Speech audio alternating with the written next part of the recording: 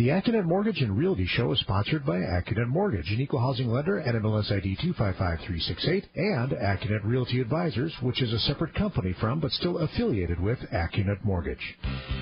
Putting a roof over your head without the headache. Get answers to all of your home buying questions. This is the Accunet Mortgage and Realty Show with Brian Wickert on 620 WTMJ. And our Sunday best to you. Good morning and welcome to the Accunet Mortgage and Realty Show. I'm Steve Kettler, along with Accunet Mortgage and Accunet Realty Advisors owner Brian Wickert and licensed millennial loan consultant David Wickert. As always, if you have a question or comment, you can reach us directly by calling or texting the Accunet Mortgage talk and text line. That number is 414-799-1620. So we start with pre-approval letters. Not all are created equal. Yeah, this is really something, Steve. Good morning. I've got a couple examples that just came in this past week of competitors, and it's really important. I think real estate agents and individual home sellers themselves have really got to pay attention to the details. So this first one is from Guaranteed Rate. I'm going to call them out. Guaranteed Rate, David, what sponsorship did they just purchase? They just bought the naming rights to the White Sox Stadium, right? Only several tens of millions of dollars. Couple $1 million. I'm sure their closing costs are really low as they're trying to pay for that. But anyway, here's what their pre-approval letter states. Dear so-and-so, we are pleased to inform you that your application for a mortgage loan has been pre-approved for your purchase of the property located at, and then they filled in a specific property address. Remember that because we're going to come back to that in a little while. Then here are the alleged specifics. Conventional 30-year fixed-rate mortgage based on up to 80% of the sales price or the appraised value, whichever is lower. Okay. This pre-approval is subject to appraisal. Okay, free and clear title, fine. Then it says, I have personally reviewed your credit report prior to writing this letter. This offer is not subject to the sale of any existing residence. That's good. Now, and here's the kicker, way at the bottom. Any and all other verifications as required. What other verifications could they possibly need? Oh, I don't know, Dave. Maybe income. Oh. Maybe the down payment. I personally reviewed your credit report, and that is but 1/3 of the things that we actually need to review. All right, so there's door number one, but I want to come back, and let me just say this now. There are a group of real estate agents, and I talked to one this week who was very assertive, who insisted that they wanted a pre-approval just like this letter for our borrower who was about to... Who was rock solid. Rock solid. Yes. And who wanted to write an offer. They said, just put the property address on there. That's all I want on there. Just the property address. Say that they are qualified to buy this property. If there is a real estate agent listening to the show right now that likes that kind of a pre-approval letter, please call into the show and explain why. All right, so we'll come back to that again in a minute. The other one that I have is from a very large bank, this example, and a friend of ours is selling their house, and this was the pre-approval letter that they received. And it said, congratulations, based on your credit score and an automated underwriting analysis, you've been pre-qualified for a conventional mortgage with the following terms. So at least this one cites the loan amount, $550,000. Purchase price, $750,000. Mortgage payment, including taxes and insurance, it has that number on there. Type of property, owner occupancy, interest rate, and loan term. Okay. Those are all the things that I think need to be on a pre-approval letter. Yes. So I'm in agreement with this, but here's the kicker. It's important to note this pre-qualification. So there's a red flag word for real estate agents and home sellers. If you have a alleged pre-approval letter that instead uses the word pre-qualification, yes, that is a red flag. Yes. Because here's what it says. Hey, we got to get you an appraisal, of course. Final review of debt and credit changes. That's okay. Written documentation to support income. In other words, they haven't verified the guy's income. And then the next thing is... You have a pulse, and we bank can get you a mortgage. Statements supporting assets sufficient to cover the down payment, closing costs, and reserves. Okay, contrast that with your typical rock-solid pre-approval, David. Yes. Which says, first of all, it describes the rock-solid pre-approval process on the cover page and states that Miss Buyer, in this case, has provided Accunet Mortgage with documentation regarding their income, employment, and assets needed for the down payment, closing costs, and any reserves. We've also obtained a credit report and automated underwriting, and you're good to go. The only thing we need is a house appraisal. Yeah. That couldn't be any more contrasty, and yet I guarantee you that the vast majority of sellers just go, oh, it's got a pre-approval letter. Sure. They must all be the same. They must all be the same. And some portion of real estate agents out there Yes. probably assume the same thing. Now, the pre-approval isn't the only thing that goes into a successful offer, but it's critical that we've checked everything out. And once again, we talked, was it last week or I think you guys mentioned on the show, and thanks for doing the show with Jerry last week. Steve, we went and saw the show Hamilton. That's why I was Yeah. Review to come later. Review to come. It was Great. awesome. We went down to Chicago. Great show. But anyway, this one buyer that we had pre-approved ended up choosing not to get involved in the fray for this house. I think it was listed at $325,000. The house got, are you ready? 11 competing offers. Oh, yeah. Wow. Not 4, not 10. 11. And this buyer kind of got cold feet and said, I'm not even going to compete. All right, when we come back, I want to talk a little bit about that idea of why would you want to have the address? With nothing else. Well, either with nothing else. Why do some realtors, or, what's kind of the problem with that? We'll cover that when we come back. Right here on the Accunet Mortgage and Realty Show on 620 WTMJ. Getting you into the home of your dreams. Here's more of the Accunet Mortgage and Realty Show with Brian Wickert on 620 WTMJ. Well, you can get to know the people behind the headlines at Insight 2017, hosted by Jeff Wagner at the Country Springs Hotel in Pewaukee on Wednesday, April 19th. Governor Scott Walker will be there. Hear what it's like to live in the executive mansion, what it's like to run for president, and how's the budget coming together in Madison, and the real story behind the fight over Act 10. There's only 17 days left until Insight 2017, so get your tickets online and check out the full guest list at WTMJ.com. Brian Wickert is with us. David Wickert is with us. It's the Accunet Mortgage and Realty Hour, and we're focusing in on this fixation with putting addresses of a property to purchase in pre-approval letters. Correct. And so I had issued this rock-solid pre-approval to this nice young lady to buy condominium in downtown Milwaukee. And I knew she was going to look at this particular property, so I matched everything up to the property. I put the listing price on there because they were probably going to write at the listing price. Sure. And I put in the mortgage amount for which she was pre-qualified, which is kind of a necessary thing in our opinion as mortgage lenders, and along with the interest rate and the loan type and the monthly payment. Because whenever we do a pre-approval, we're really essentially approving somebody for a monthly payment. Yes. And then all the other things that go into that are things like, do you have enough money to fill in the rest that you're not borrowing, and what are the homeowners association dues, which are named on our pre-approval letter, and the property taxes, and all matchy. But then the real estate agent called up and said, can you take off the purchase price? We don't want to tip our hand as to, Because she foresees that it's going to be competitive. Well, I don't know what she was thinking. Okay. Because but she just didn't want to tell the seller how much our buyer could afford. Okay? Price on there. And so I asked her, well, if we put the purchase price on there, what price does that assume? Doesn't it assume the listing price? Because that's the only thing we know. Right, that's your only ballpark. Price-wise. Well, and she got kind of flummoxed because she was new, and then she put on the broker. And the broker just said, you're in the downtown condo market, we just put the property address on there. And I tried to raise the same issue of, well, by putting the property address on there, you're implying a full price offer. And, furthermore, what if they need to offer more? Right. And so the compromise that I quickly offered when she couldn't articulate why. Plus, they'd be writing into the financing contingency a loan amount. Correct. And so any good listing agent's going to do the backwards math on, okay. Correct. And so what was really astonishing is she didn't even want a loan amount on there. She said, just have the letter say she can buy this property. And I'm like, the offer has a section in there where you fill in essentially the loan amount. Right. You fill in the interest rate and the loan type. If you're a seller or a listing agent, aren't you looking for a pre-approval letter that matches at least the terms of the offer that you're looking at? Right. Well, this lady was in a hurry and extremely confident in her position.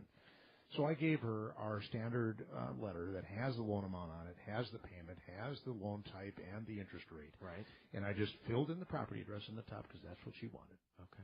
I just don't get it. All right. So that's me. I don't think either of us get it. Do No, you no, get no. it, Steve? No, I don't understand that logic, but I guess some people get Ours fixated is- on. I mean, I Their understand way not of doing wanting. it. I understand not wanting to overplay your hand. Hey, if I can approve you for $300 and you're writing on a house that's $240, negotiation 101 says, well, let's get a custom letter that matches what you're at least going to be offering. Okay, that might be the millennials negotiation 101, but us old guys, our boomers, I recommended to her, and her father agreed. Let's give you a letter. The purchase price, let's say, was $250 that they were writing on. I want to give you a pre-approval letter that says $260. Yeah. Yeah, This is it not shows you've got room. Yeah. You got it, and it shows that you've got strength. This isn't Yes. about what I can afford. Well, right. And what this agent doesn't understand is that the point of the rock solid is to reduce the risk of saying yes to this particular buyer. You want to be confident that They can make good on it. Yeah. And really, any pre-approval letter, that's the point, is Right, to because you're make not writing a check. the seller feel comfortable, and by denying details doesn't make any sense to me. All right, well, Well, we've and then beaten that horse. If the seller wants to counter back, they know that you've got room, and maybe there's other offers that aren't quite as solid but are $251. Yeah. Exactly. And in this competitive environment, really, that's your strategy, is to negotiate from a position of weakness. Right. I don't want to let you know we can afford this.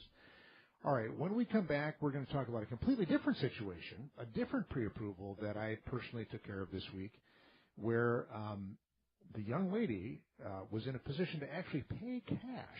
Hey-o. So when you have the cash, should you pay cash or should you take out a mortgage? We're going to explore that topic when we come back. Right here on the Accunet Mortgage and Realty Show on 620 WTMJ. Find a place to call home without the headache. This is the Accunet Mortgage and Realty Show with Brian Wickert on 620 WTMJ. Well, the Red Hot Bucks continue their homestand today with a Sunday matinee against the Dallas Mavericks. Ted Davis and Dennis Krause will begin coverage from the BMO Harris Bradley Center at 2:10 this afternoon here on WTMJ. Right now, it's the Accunet Mortgage and Realty Show on WTMJ. Brian Wickert and David Wickert with us. So the question is, if you've got the cash to buy outright, do you do that or do you get a mortgage? David, do you have a short answer to that? It depends. Is that the most lawyerly answer I can give? All right. The short answer that I came up is opportunity cost. And it really depends on what you're doing with that. In this case, it was over $500,000. The young lady was looking to buy a home in the $325 price range. And recent college graduate, just started her job in her chosen profession, earning in the mid-50s. Life is good. Okay, yeah, life is good. And so her dad, I got this introduction through her dad's financial advisor. So her dad is a well-to-do business owner. Yeah. And so it was a three-way call that we had yesterday with the go-to meeting so they could see my computer screen.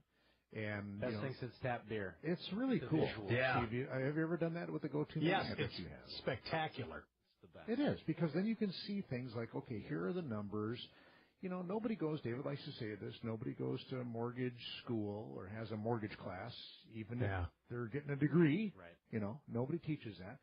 So there are a lot of numbers, and it's not rocket science exactly, but it's a process. And so by using the go-to meeting and our really cool comparison of financing scenarios, it's easy for people to understand the process. Okay. So the deal is that the dad had kind of set in his own mind this artificially low interest rate. It's like, well, we'll get a mortgage as long as you can get a rate of less than 3%, 3% or less. Well, we can give her a... Is she Swiss? Is she Japanese? No. Well, the 15-year fixed is as close as we could get, and at 2.99, she'd have to pay like a point and a half, right? Not worth it. And so he kind of focused in on the 3.25 before we had the phone call. But at the 15-year fixed rate payment at 3.25%. Does she qualify? Well, she qualifies for something. Okay. And the answer was she qualified given the property taxes for this home she had in mind. She could afford a $2,000 monthly payment, and that translated back into a $190,000 loan amount. Okay, loan amount. Loan amount. So a $190 loan amount, she would have to come up with $135,000. Sure. But if we switched, I showed them a 20-year fix then. That got her up to $240 on the loan amount. Mm-hmm. And then I showed them a 10-year ARM at 3.625. Okay.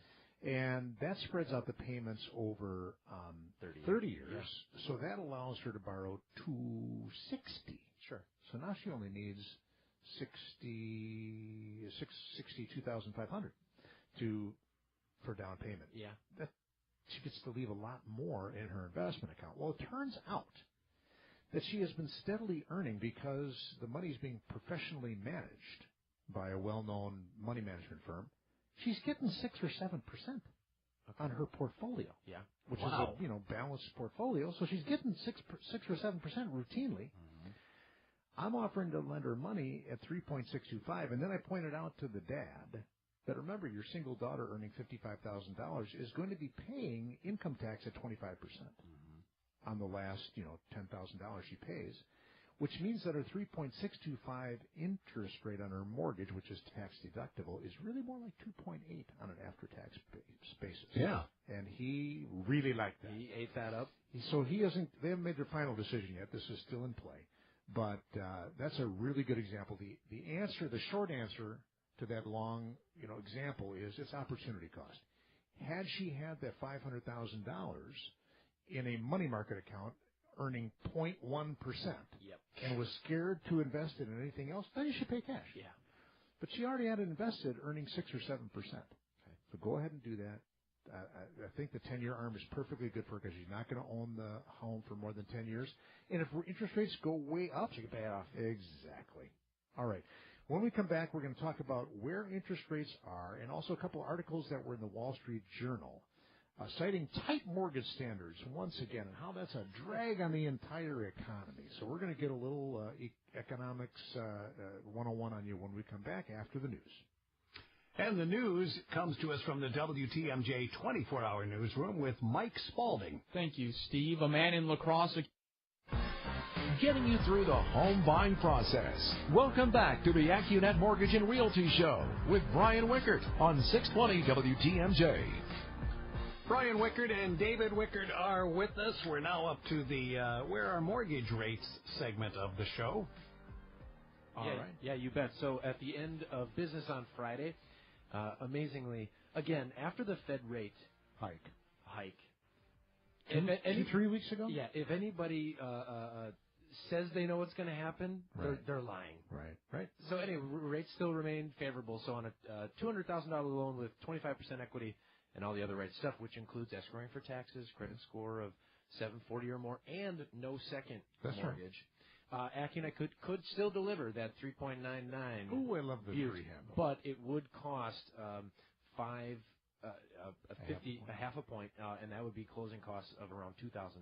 Okay. So if it's me, I would rather take the eighth higher in rate. The APR on that is 4.07, by the way. Okay, thank you for being compliant. Absolutely. But so at the 4.125, not as emotionally satisfying. Yes. Right.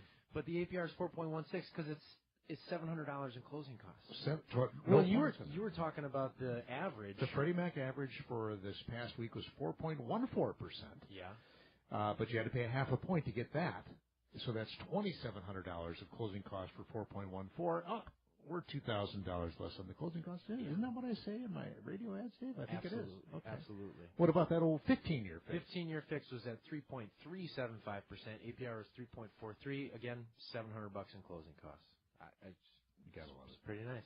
What about we're going to talk in the next segment about how tight lending standards are. What's the lowest down payment somebody can make and get a mortgage from Accunet? I had a conversation with one of our senior loan consultants this week with somebody who was going to take advantage of the WIDA first-time homebuyer program.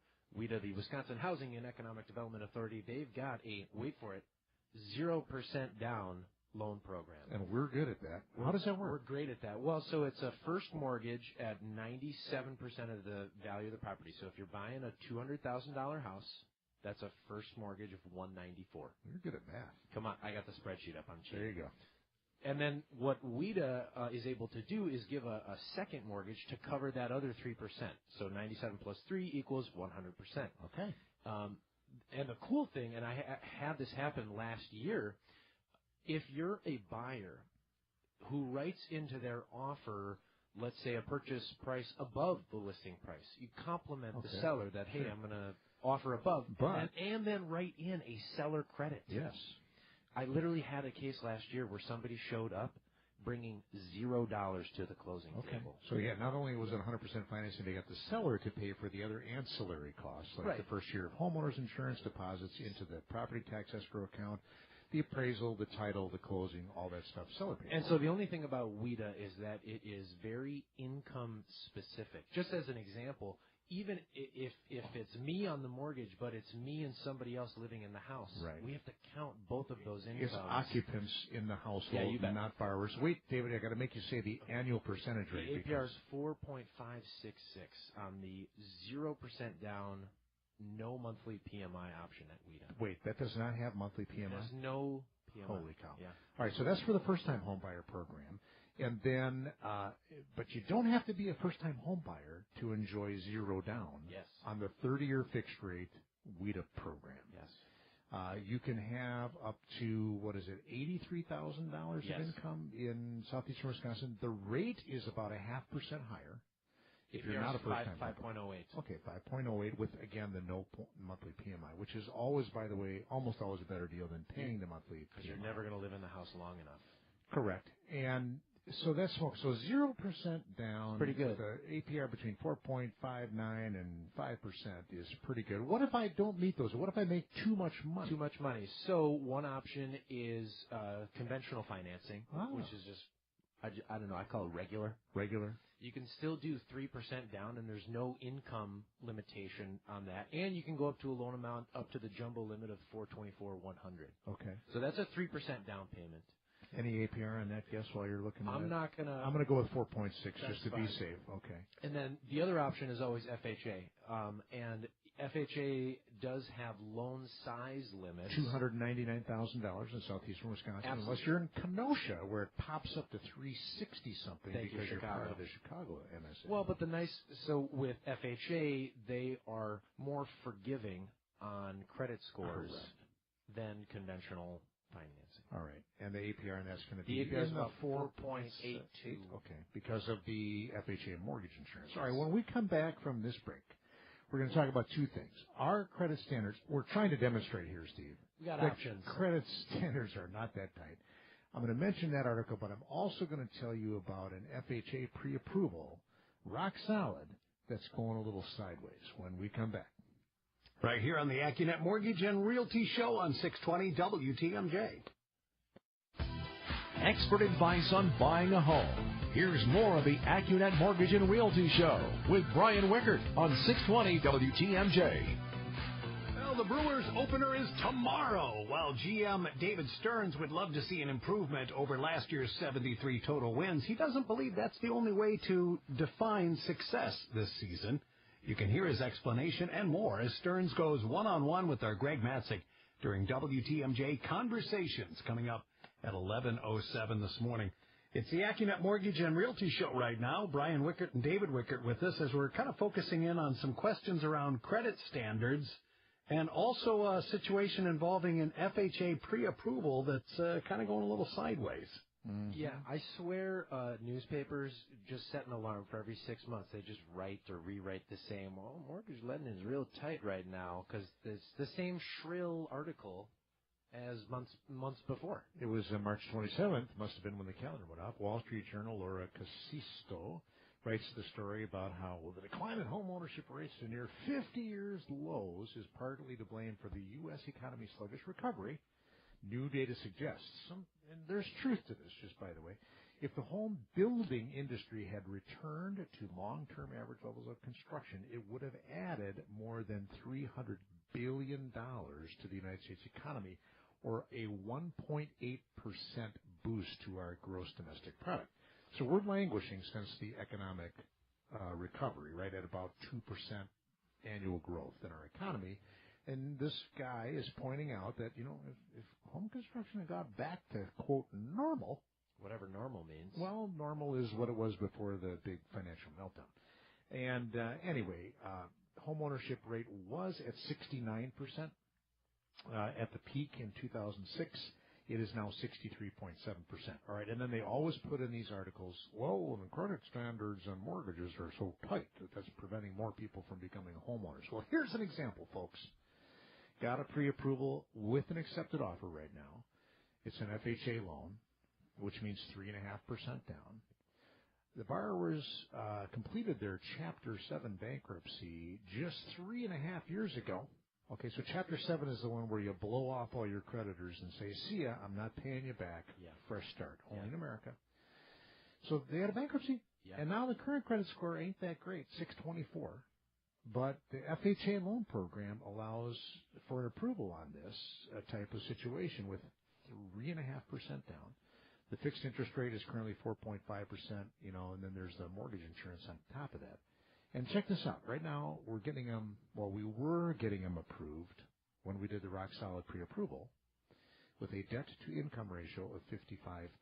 That means that's before taxes. Correct. You take a That's person before, beers and brats at the brewery game. That's okay. Right. So now that's a little inflated because they have a significant amount of small school loans where they're making payments on that income-based plan, and we have to use 1% of the loan amount. So I haven't gone back to figure out what their real debt-to-income ratio is. If we actually look at the actual student loans that they're making payments on, let's just say it's 45%. Okay. That is still using up a lot of a person's monthly budget. Yeah. But here's the other silver lining. I don't want to be, hypercritical, but, they're paying $1,000 of rent right now. Yeah. Their mortgage payment's going to be $1,068. So for $68 more, they can own their home rather than renting. Okay.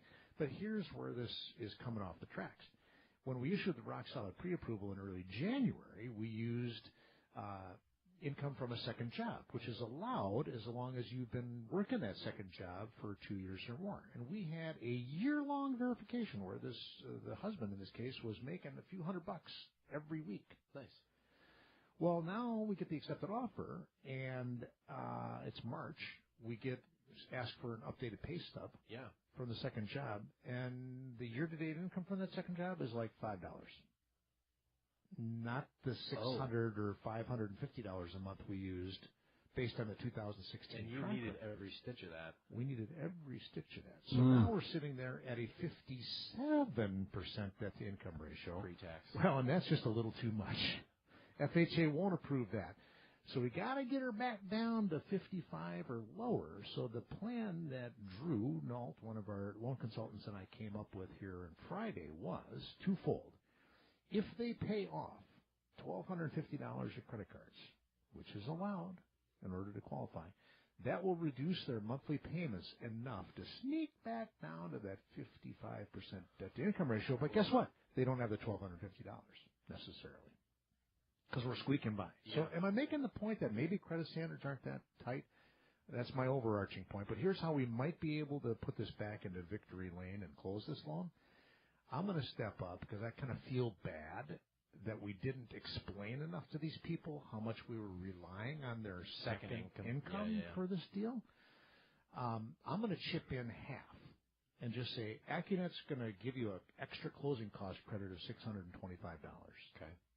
So that you can take the money for your down payment and closing costs and use that to pay off your credit card debt. Oh. Hey, could you guys somehow come up with the other $600, maybe with a gift from a family member? Maybe we can ask the seller to chip in. Yes. So we've got hope. We'll give you an update on this one to see if we can pull it back into victory lane. But I'd like to help these folks out, maintain their dream of becoming homeowners.